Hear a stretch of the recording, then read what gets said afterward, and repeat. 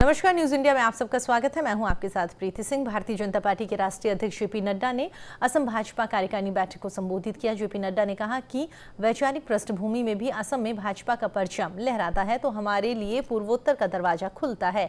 वहीं पर नड्डा ने असम में गत चुनाव में एनडीए को 126 में से 75 सीटों पर असम की जनता को भाजपा की तरफ से धन्यवाद दिया। साथ ही बीजेपी अध्यक्ष जेपी नड्डा ने कांग्रेस पर निशाना साधते हुए कहा कि जब असम में 15 साल कांग्रेस की सरकार रही तब यहाँ पर सांप्रदायिकता, अलगाववाद का जन्म हुआ, विकास को नकारा गया, भ्रष्टाचार की नई नई दुकानें प्रदेश में खोली गई। समझाऊंगा कि सरकार के सारे कार्यक्रमों में जो केंद्र से मोदी जी के नेतृत्व में दिए गए कार्यक्रम हैं और जो प्रदेश में हेमंत बिस्वा शर्मा जी के नेतृत्व में चलने वाले कार्यक्रम हैं, ये सारे कार्यक्रम भारतीय जनता पार्टी के कार्यक्रम हैं। इनको साकार करना, इनको सफलता देना, ये हमारा काम है। और इसलिए मैं कार्यकर्ताओं से निवेदन करूंगा कि हम इन सारे कार्यक्रमों को आयाम को सेवा ही संगठन के आयाम में ले लें। और चुनाव लड़ना तो हमारा काम है, हम चुनाव लड़ेंगे, लेकिन चुनाव के साथ साथ हम समाज की तस्वीर और तकदीर भी बदलेंगे, प्रदेश की तस्वीर और तकदीर भी बदलेंगे। कोरोना की तीसरी लहर की आशंका के बीच में केंद्रीय स्वास्थ्य मंत्री डॉक्टर हर्षवर्धन ने दूसरी लहर को लेकर बड़ा बयान जारी किया। स्वास्थ्य मंत्री डॉक्टर हर्षवर्धन ने कहा कि कोविड-19 की दूसरी लहर अभी भी खत्म नहीं हुई है। मामले कंट्रोल में आने पर कोई कोताही नहीं बरतने की चेतावनी उनकी ओर से दी गई है। उन्होंने कहा कि दिल्ली में निश्चित रूप से मामले तेजी से कम हुए हैं, लेकिन 1.5 साल का हमारा अनुभव हमें बताता है कि हमें किसी भी परिस्थिति में आराम नहीं करना चाहिए। स्वास्थ्य मंत्री ने यह भी कहा है कि लोगों और समाज को भी आराम करने की परमिशन नहीं दी जानी चाहिए।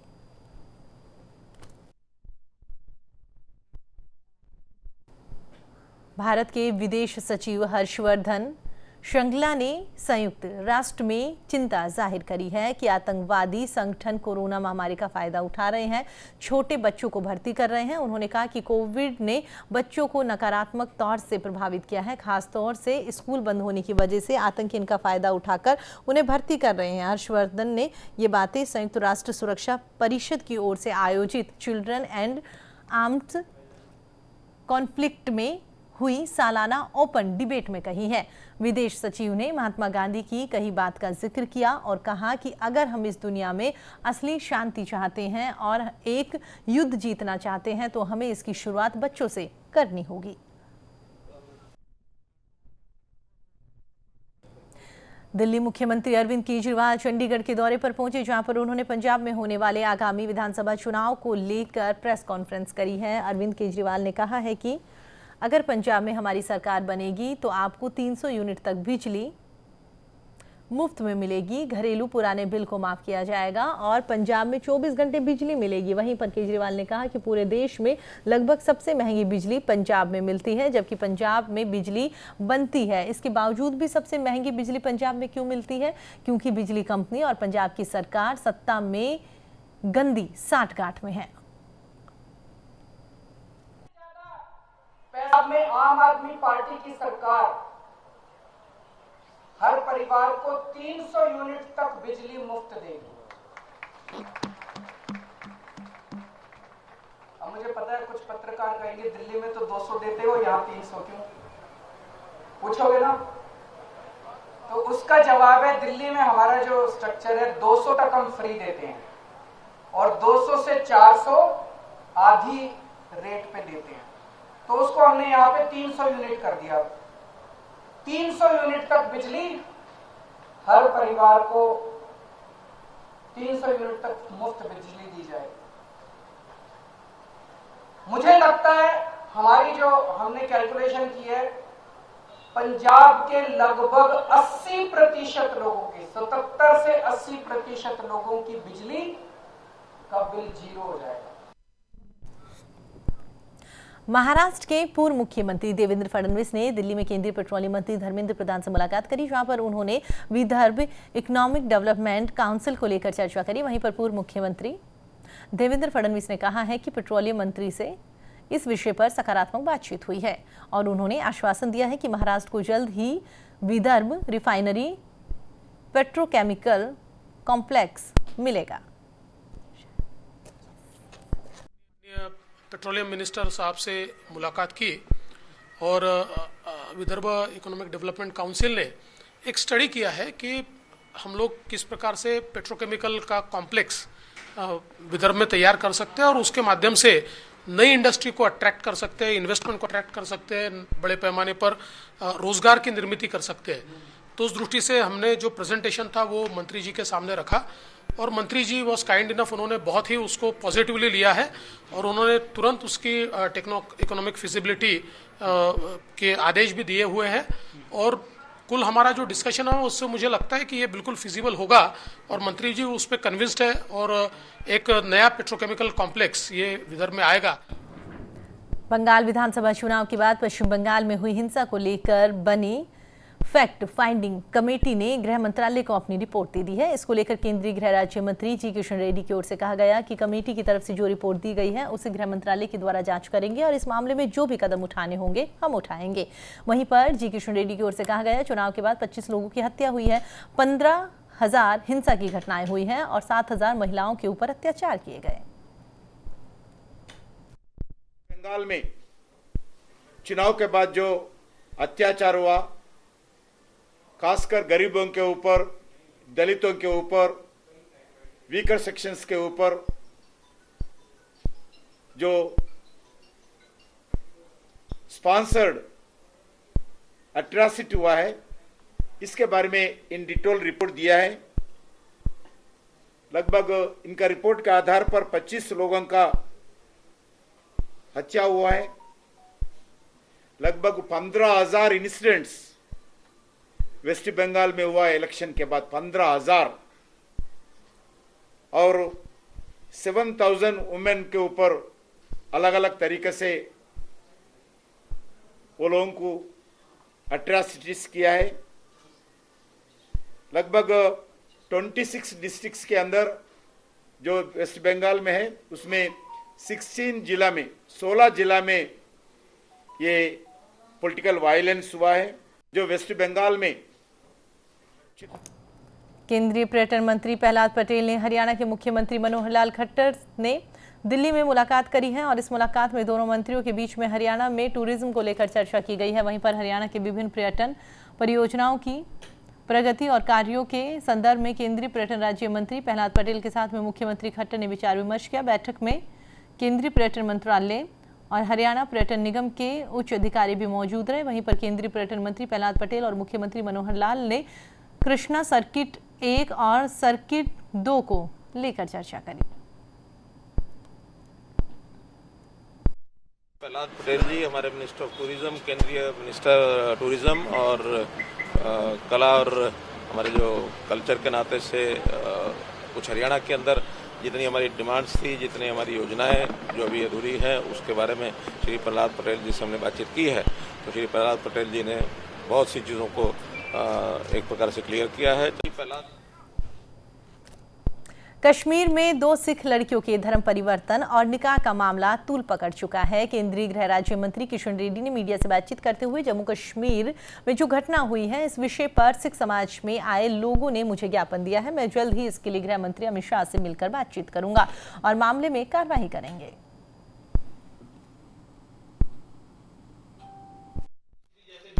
घटना की हुई है, एक 18 साल की बच्ची को अगवा करके ले जाया जाता है और 60 साल के एक अधेड़ व्यक्ति के साथ उसकी शादी करा दी जाती है, निकाह पढ़ा दिया जाता है। और ये धर्म परिवर्तन का पहला मामला नहीं, सिखों के बेटियों का धर्म परिवर्तन पहले भी हो रहा है। हमने गृह राज्य मंत्री जी से निवेदन किया है कि एक चिट्ठी हमारे जत्थेदार अकाल तख्त साहब ने वहाँ पर एलजी साहब को भेजी है। उस चिट्ठी में उन्होंने निवेदन किया है कि जिस प्रकार का कानून यूपी और मध्य प्रदेश में लव जिहाद के खिलाफ है वैसे कानून कश्मीर में लाना चाहिए। हम वही निवेदन करने आए थे कि अभी वहाँ राज्य के जम्मू कश्मीर हो, दिल्ली का हो, अलग अलग प्रांत से प्रमुख नेता आज भारत सरकार को रिप्रेजेंटेशन देने के लिए आए हैं। कश्मीर में, जम्मू में जो 18 साल की एक लड़की को जोर जबरदस्ती से कन्वर्शन किया है, ऐसा ये गलत है। इस विषय पर डेलीगेशन मेमोरेंडम दिया है। मैं इस विषय पे आदरणीय गृह मंत्री जी से चर्चा करके जो कार्रवाई होना है भारत सरकार इस विषय पर विचार विमर्श करते हैं। फिलहाल बुलेटिन में वक्त तो चले एक छोटे से ब्रेक का, जल्द हाजिर होंगे कुछ और खबरों के साथ।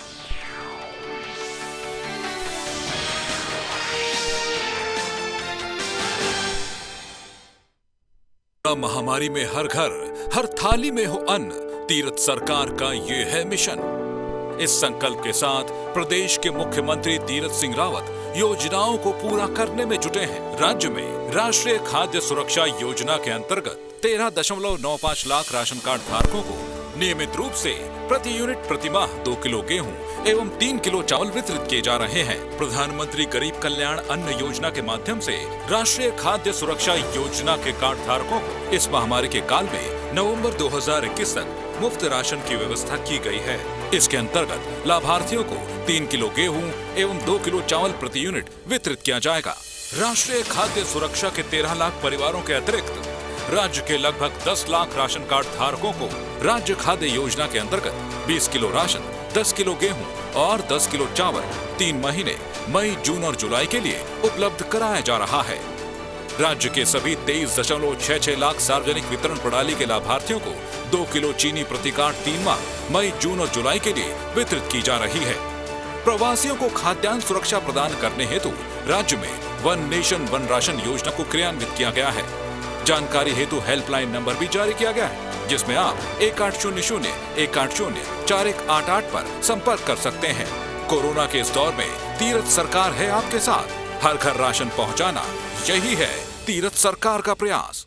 शुद्धता और ताजगी से भरपूर इसकी प्राकृतिक रंगत आपके व्यंजनों को और भी अधिक स्वादिष्ट बनाए।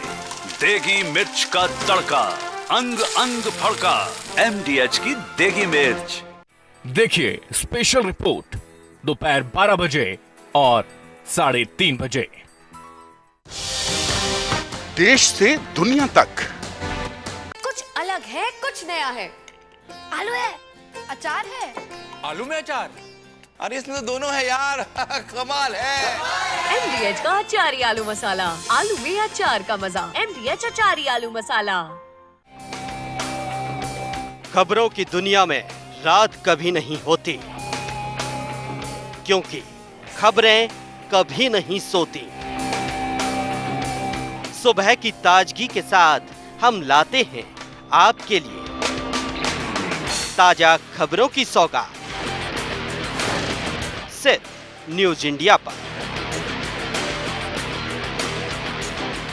किचन किंग हो या गरम मसाला, पाव भाजी या चंकी चाट मसाला, असली मसाले सच सच MDH।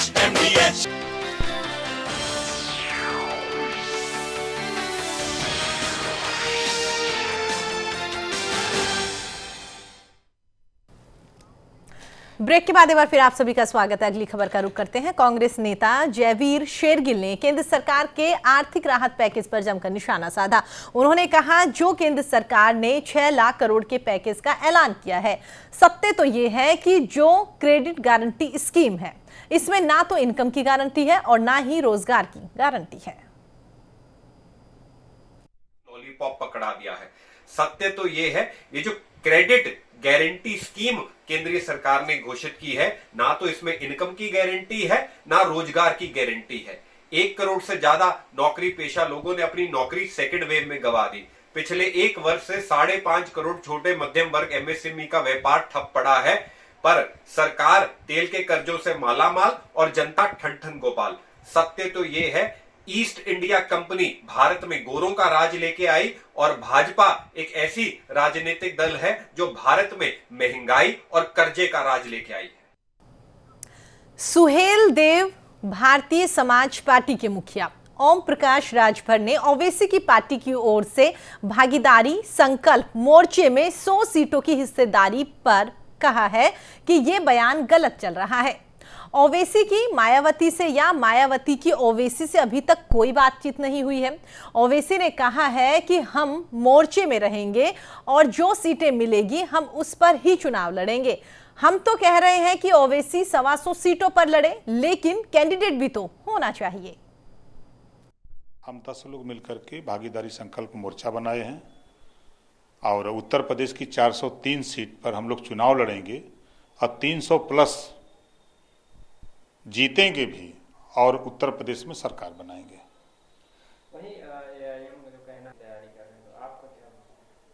अभी उस संबंध में कोई बैठक नहीं हुई है, सीट का बंटवारा भी मोर्चे से नहीं हुआ है। वो बयान जो उन्होंने दिया है, वो बयान अगर उसको पढ़ें लोग तब तो सही समझ में आवे। शौकत अली जी ने कहा है कि हम 100 सीट पर तैयारी कर रहे हैं चुनाव लड़ने के लिए, तो इसमें कहाँ सा फाइनल हो गया कि 100 सीटें उनको मिल गई। अभी मोर्चे की बैठक नहीं हुई है और सीटों के संबंध में मोर्चे में कोई झगड़ा तकरार कोई विवाद नहीं है। बिहार में शिक्षक पात्रता परीक्षा यानी कि STET पास करने वाले उम्मीदवारों को लेकर राजनीति गर्माती हुई नजर आ रही है। नियुक्ति, मेधा सूची में नाम सहित अन्य मांगों को लेकर भारी संख्या में अभ्यर्थियों ने पटना में शिक्षा मंत्री के आवास का घेराव करने की कोशिश करी। पटना के प्रतिबंधित इलाके में हो रहे इस विरोध प्रदर्शन को जब पुलिस ने रोकना चाहा तो वो अभ्यर्थियों ने जो वहां पर मौजूद थे पुलिस कर्मियों की एक नहीं सुनी। इसके बाद में पुलिस ने प्रदर्शन करने वाले लोगों को दौड़ा दौड़ा कर पीटा है। पटना में हुए इस लाठीचार्ज के बाद में तुरंत ही नेता प्रतिपक्ष तेजस्वी यादव ने इसे मुद्दा बना लिया। तेजस्वी यादव ने छात्रों पर हुए लाठीचार्ज की घटना की न केवल निंदा करी बल्कि कहा कि ये लाठी वाली सरकार है जो छात्रों के खिलाफ तानाशाही रवैया अपना रही है। देखिए, पूरी तरीके से सरकार जो है भ्रष्टाचार में डूबी हुई है, धांधली हुई है। धांधली नहीं हुई होती तो मलयालम के एक्ट्रेस थोड़ी ना पास की होती। चलिए, नीतीश कुमार जी तो थके हुए मुख्यमंत्री हैं, उनको बिहार की जनता नौजवानों से कुछ लेना थोड़ी ना, जबकि बिहार सबसे युवा प्रदेश है। हरियाणा के अंबाला शहर विधायक असीम गोयल ने सेंट्रल जेल, हर्बल पार्क से लेकर आर्य स्कूल चौक तक सड़क को सुदृढ़ करने के निर्माण कार्य का शिलान्यास किया। इस सड़क के निर्माण में करीब 2 करोड़ रुपए की लागत आएगी और इस अवसर पर विधायक असीम गोयल ने कहा कि मुख्यमंत्री मनोहर लाल खट्टर ने अंबाला के विकास में कोई कमी नहीं आने देने का जो विश्वास, जो भरोसा दिलाया था, उसी को धरातल पर उतारते हुए अंबाला में फिर से एक बार विकास के कामों में तेजी लाई जा रही है।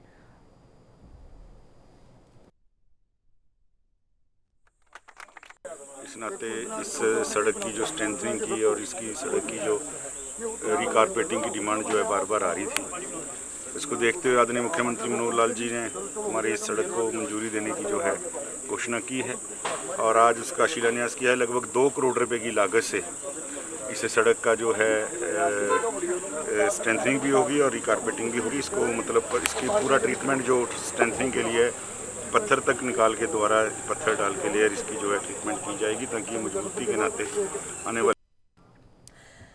सिरसा शहर की JK कॉलोनी में बीती देर रात जमकर हंगामा हुआ। यहां पर 2 गुट आपस में भिड़ गए और विवाद इतना बढ़ गया कि पत्थरबाजी होने लगी। इतना ही नहीं, एक दूसरे के घरों में बोतल भरकर पेट्रोल भी यहां पर फेंका गया, जिसके कारण कई घरों में आग लग गई और पुलिस प्रशासन भी मौके पर पहुंचा।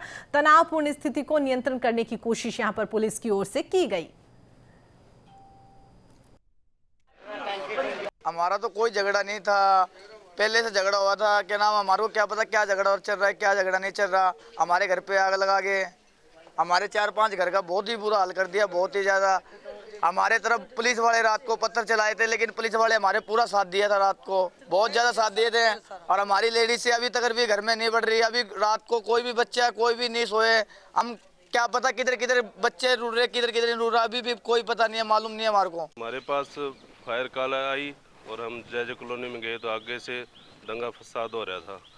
आगे पत्थर और ईंटे से हमारे एक तो फ्रेंड शीशा तोड़ दिया, साइड शीशा खिड़की का वो तोड़ दिया। वैसे आग हमने कंट्रोल कर ली थी जाते ही। बचाव हो गया जी, हम गाड़ी से साइड में हो गए थे तो गाड़ी से हमारा बचाव हो गया। कितनी गाड़ियाँ गई थी सर आप? गाड़ी हमारी 2 गई थी जी। तो एक ही गाड़ी का नुकसान है? हाँ जी, एक गाड़ी का नुकसान हुआ है जी। जिला प्रशासन से ही मांग है जी, ऐसे दंगों पर हम जब भी जाएं हमारी सुरक्षा मुहैया कराई जाए। कोटा के मांदलिया में लोकसभा अध्यक्ष ओम बिरला ने जन सुनवाई करी है और इस दौरान एएनएम सुनीता जैन ने स्थायी नियुक्ति को लेकर गुहार लगाई।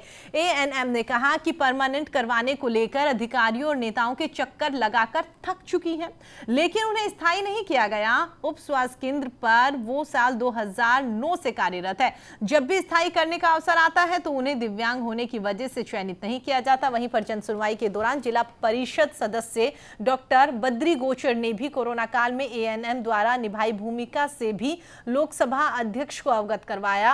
जहां लोकसभा अध्यक्ष ओम बिरला ने एएनएम की फरियाद सुनकर हर संभव मदद का आश्वासन दिया। माता पिता दूर से चले गए।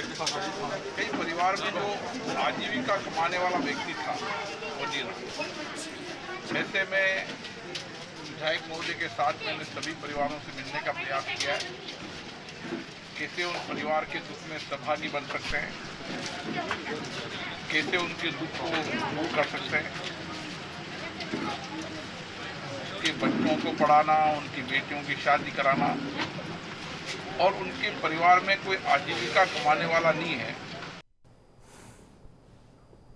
अजमेर के केकड़ी थाना क्षेत्र के बगेरा गांव में स्थित यूनिक ग्रेनाइट मार्बल खदान पर फायरिंग करके 3,46,000 रुपए लूट का मामला सामने आया। बताया जा रहा है कि करीब आधा दर्जन नकाबपोश बदमाशों ने वारदात को अंजाम दिया। बंदूक को हवा में लहराते हुए आए और हवा में फायरिंग करके लूट की वारदात को अंजाम दिया।